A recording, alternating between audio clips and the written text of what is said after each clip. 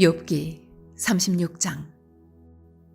엘리후가 말을 이어 이르되 나를 잠깐 용납하라. 내가 그대에게 보이리니 이는 내가 하나님을 위하여 아직도 할 말이 있음이라. 내가 먼 데서 지식을 얻고 나를 지으신 이에게 의를 돌려보내리라. 진실로 내 말은 거짓이 아니라 온전한 지식을 가진 이가 그대와 함께 있느니라. 하나님은 능하시나 아무도 멸시하지 아니하시며 그의 지혜가 무궁하사 악인을 살려두지 아니하시며 고난받는 자에게 공의를 베푸시며 그의 눈을 의인에게서 떼지 아니하시고 그를 왕들과 함께 왕좌에 앉히사 영원토록 존귀하게 하시며 혹시 그들이 족쇄에 매이거나 환난의 줄에 얽혔으면 그들의 소행과 악행과 자신들의 교만한 행위를 알게 하시고 그들의 귀를 열어 교훈을 듣게 하시며 명하여 죄악에서 돌이키게 하시나니 만일 그들이 순종하여 섬기면 형통한 날을 보내며 즐거운 해를 지낼 것이요 만일 그들이 순종하지 아니하면 칼에 망하며 지식 없이 죽을 것이니라. 마음이 경건하지 아니한 자들은 분노를 쌓으며 하나님이 속박할지라도 도움을 구하지 아니하나니 그들의 몸은 젊어서 죽으며 그들의 생명은 남창과 함께 있도다. 하나님은 곤고한 자를 그 곤고에서 구원하시며 학대당할 즈음에 그의 귀를 여시나니 그러므로 하나님이 그대를 환난에서 이끌어내사 좁지 않고 넉넉한 곳으로 옮기려 하셨은즉 무릇 그대의 상에는 기름진 것이 놓이리라. 이제는 악인의 받을 벌이 그대에게 가득하였고 심판과 정의가 그대를 잡았나니 그대는 분노하지 않도록 조심하며 많은 뇌물이 그대를 그릇된 길로 가게 할까 조심하라. 그대의 부르짖음이나 그대의 능력이 어찌 능히 그대가 곤고한 가운데에서 그대를 유익하게 하겠느냐. 그대는 밤을 사모하지 말라. 인생들이 밤에 그들이 있는 곳에서 끌려가리라. 삼가 악으로 치우치지 말라. 그대가 환난보다 이것을 택하였느니라. 하나님은 그의 권능으로 높이 계시나니 누가 그같이 교훈을 베풀겠느냐. 누가 그를 위하여 그의 길을 정하였느냐. 누가 말하기를 주께서 불의를 행하셨나이다 할 수 있으랴. 그대는 하나님께서 하신 일을 기억하고 높이라. 잊지 말지니라. 인생이 그의 일을 찬송하였느니라. 그의 일을 모든 사람이 우러러보나니 먼 데서도 보느니라. 하나님은 높으시니 우리가 그를 알 수 없고 그의 횟수를 헤아릴 수 없느니라. 그가 물방울을 가늘게 하시며 빗방울이 증발하여 안개가 되게 하시도다. 그것이 구름에서 내려 많은 사람에게 쏟아지느니라. 겹겹이 쌓인 구름과 그의 장막의 우레소리를 누가 능히 깨달으랴. 보라, 그가 번갯불을 자기의 사면에 펼치시며 바다 밑까지 비치시고 이런 것들로 만민을 심판하시며 음식을 풍성하게 주시느니라. 그가 번갯불을 손바닥 안에 넣으시고 그가 번갯불을 명령하사 관역을 치시도다. 그의 우레가 다가오는 풍우를 알려주니 가축들도 그 다가옴을 아느니라.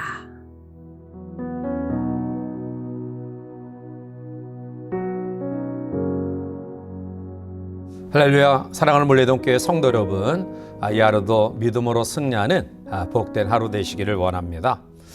오늘 욥기 36장은 37장과 더불어 엘리후의 마지막 변론입니다.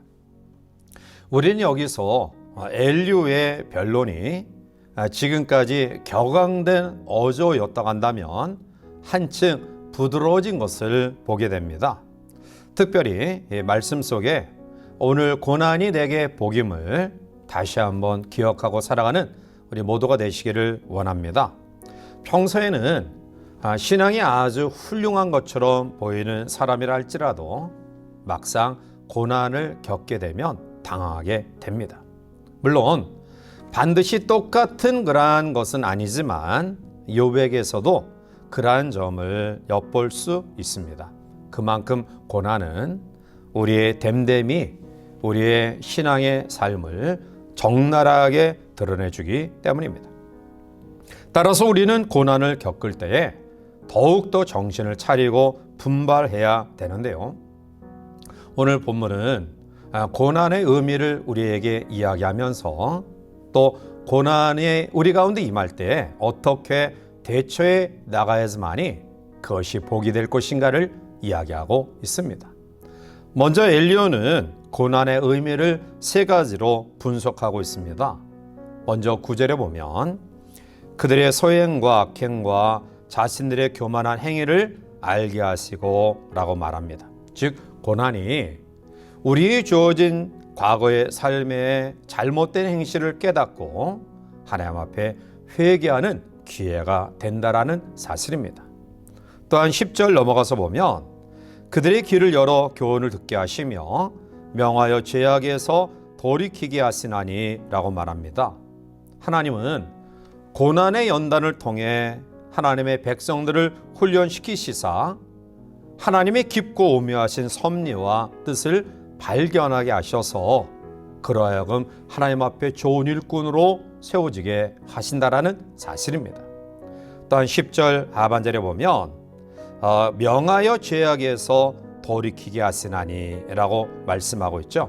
즉 현재의 모든 죄악에서 돌이키시기도 하시고요, 장래에 동일한 죄를 범죄치 아니하도록 예방의 그러한 길을 허락하신다라는 것입니다.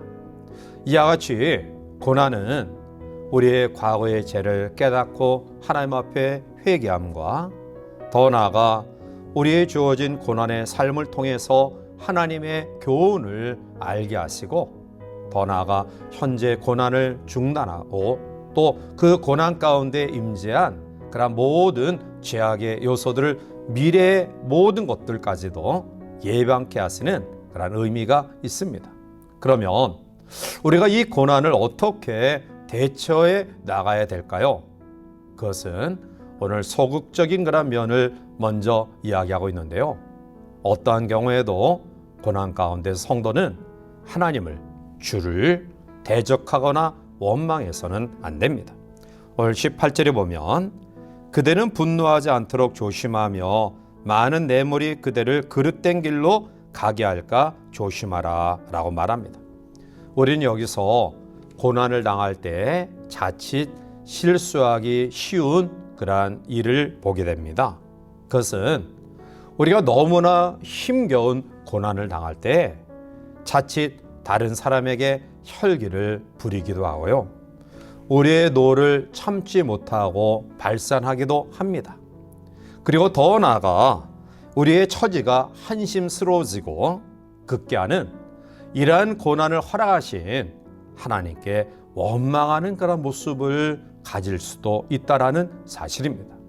그러나 히브리서 12장 8절에 말씀하고 있는 것처럼 징계는 다 받는 것이거늘 너에게 없으면 사생자요 친아들이 아니니라 라고 말합니다.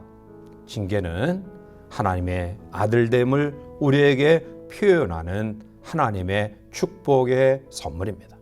그러기에 하나님의 백성들은 고난당할 즈음에 더욱더 기도하고 감사해야 할 것입니다. 고난이야말로 하나님의 놀라운 사랑의 증표이기 때문입니다.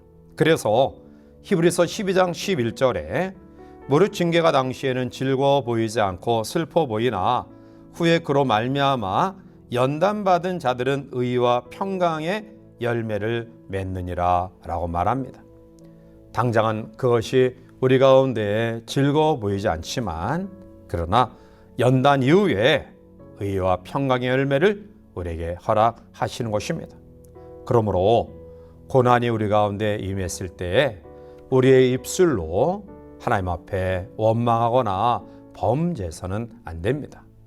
적극적으로 또 고난이 우리 가운데 임했을 때 대처하는 방법을 오늘 본문은 찬송의 삶을 살 것을 이야기합니다. 24절에 보면 그대는 하나님께서 하신 일을 기억하고 높이라 잊지 말지니라 인생이 그 일을 찬송하였느니라 라고 말합니다. 모든 것을 다 잃어버렸는데 찬송하라고 권고하고 있습니다. 하나님을 의지하는 성도는 괴로우나 즐거우나 기쁠 때나 슬플 때나 언제든지 찬송할 수 있는 사람이 되어야 합니다.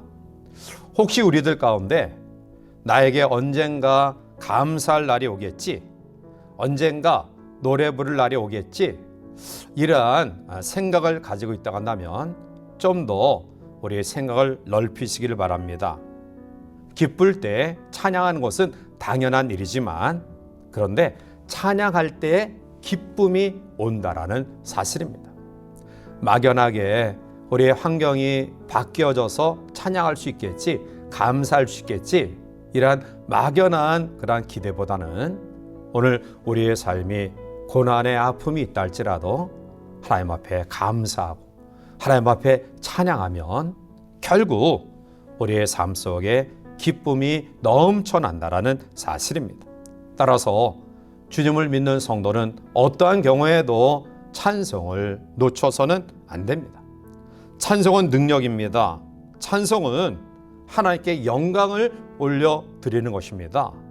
찬송을 통해 영광을 받으신 하나님이 오늘 우리에게 그 모든 그런 환경 가운데서 이기게 하시고 감당케 하시고 그리고 그 모든 속에서 더욱더 감사할 수 있는 놀라운 축복의 요소를 우리에게 허락하십니다.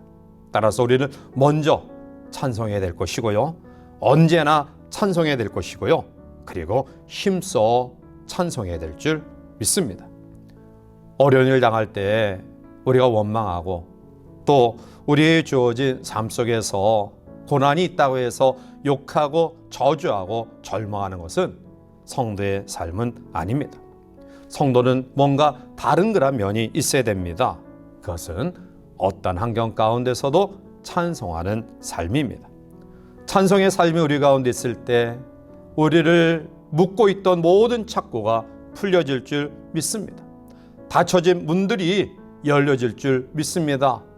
우리 앞에 놓여 있는 모든 장벽이 무너지는 기적의 역사가 우리 가운데 나타날 줄 믿습니다. 바울과 실라는 감옥 안에 있을 때의 찬양으로 오늘 우리가 염원하던 그 모든 문이 열려지며 착고가 풀려지며 자유의 은혜를 경험하는 축복의 기적을 경험합니다. 사랑하는 성도 여러분들이여, 고난은 형벌도 아니고요, 심판도 아닙니다. 고난은 하나님의 사랑하는 자녀들에게 주시는 놀라운 축복이며 특권입니다.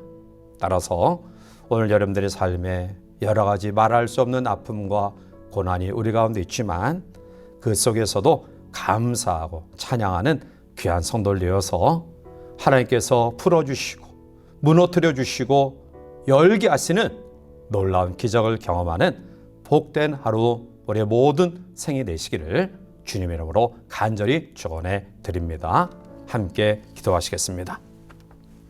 사랑에 만하신 하나님, 우리는 무지해서 때로는 우리의 주어진 삶에 나태하고 또 하나님을 외면하는 모습들을 가질 때가 있음을 주님 앞에 솔직히 고백합니다. 그러할 때 하나님 우리를 사랑하셔서 때로는 우리에게 예기치 않은 고난을 통해 우리의 연약함을 회개하게 하시고 하나님의 섭리를 깨닫게 하시며 우리의 삶을 미리 예방하시는 은혜를 허락하심을 믿습니다. 따라서 어떠한 고난이 우리 가운데 있다 할지라도 우리가 원망하며 불평하며 좌절하지 않게 하시고 찬양과 감사를 통해서 우리가 경험하고 있는 모든 문제들이 풀려지고 무너지고 열려지는 역사를 경험할 수 있도록 우리 모든 성도를 주장하여 주시옵소서. 예수님의 이름으로 감사하며 간절히 기도하옵나이다. 아멘.